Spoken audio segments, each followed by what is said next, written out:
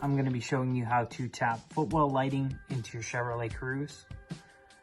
You know, it's really nice to have when you're driving.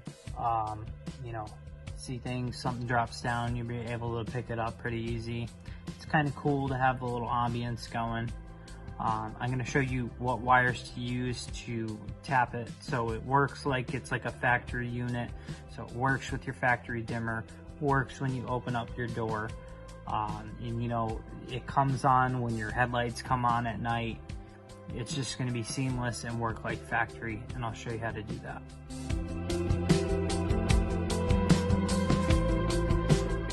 This process works for first generation Cruze and is going to be utilizing this switch here on the dash, which is your headlight and dimmer switch.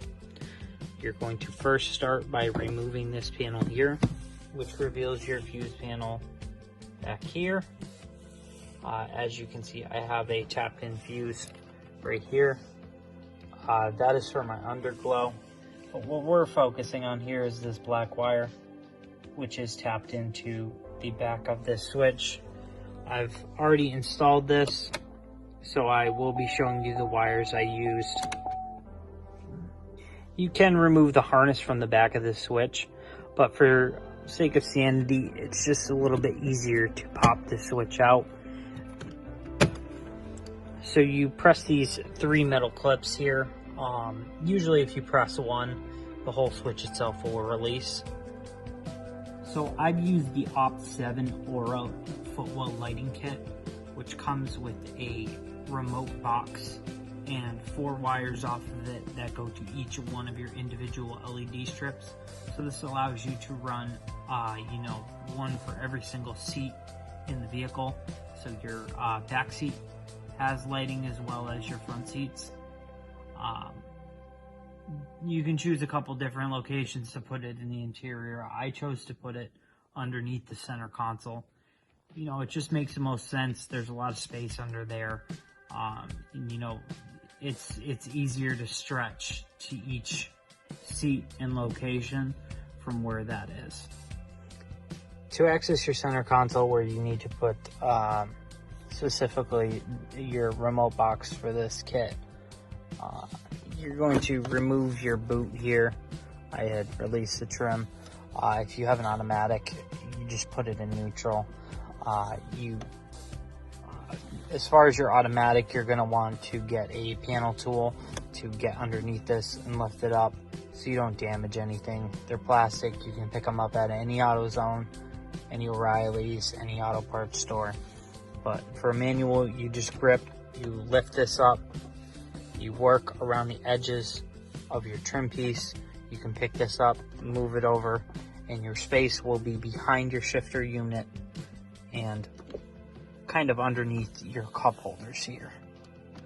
So for simplicity of my kit, you know, once you run the ground and power wire for the remote box, that remote box has power, and you know, you just use your 2 wires on the back of the switch, and the rest is just the fun game of snaking wires through your dash and, you know, underneath your center console to your rear seats if you have, you know, a 4-strip unit. If you have a 2-strip unit, it kind of saves you the back seat.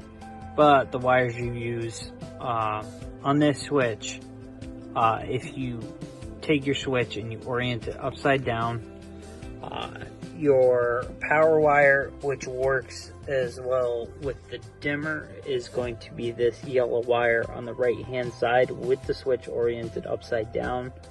You're going to use this right wire here, as well as when you flip the switch to the proper direction, this black wire over here is the one you're going to be tapping your ground into.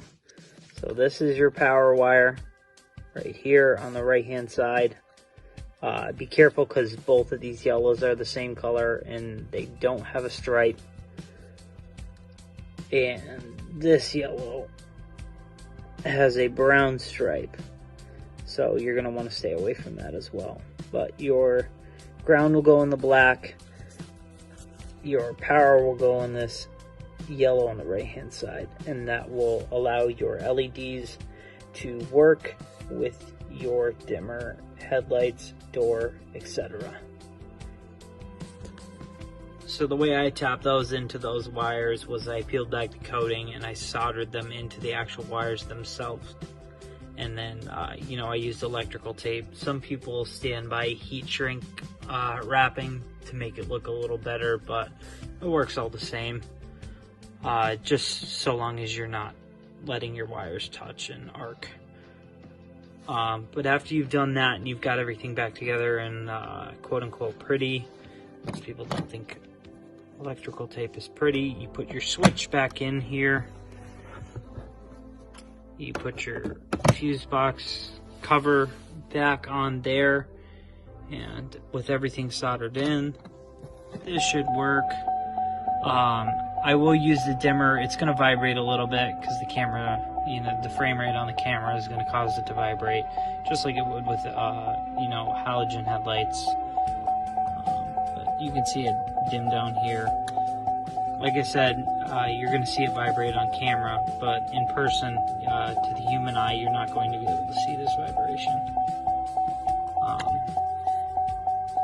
Now, you don't need to just use the kit that I got. Again, I used the Op7 Aura Footwell lighting kit, which comes with many options as far as color. And if you get their Bluetooth box, you can actually choose any color on the spectrum. This does work with very cheap LED strips that you get at AutoZone. They do seem a little sketchy, but I have used them myself. I used to have a set of red strips in. Obviously you can't change the color, but I ran red strips for a really long time, and I think I picked those up for like 10 bucks. The Aura kit, you can pick it up on eBay. You can pick it up from their website, op7.com. You know, it worked out to be about 40-50 bucks without the Bluetooth. With the Bluetooth, I think it's more like 80. But like I said, it comes with 4 strips, so you can get both the driver, passenger, and, you know, the back seats as well. If you have any questions, leave them in the comment section below, and I'll try to get back to them as soon as I can. But hopefully you got some awesome LED lights in your Footwells now, and they're working seamless like it's OEM.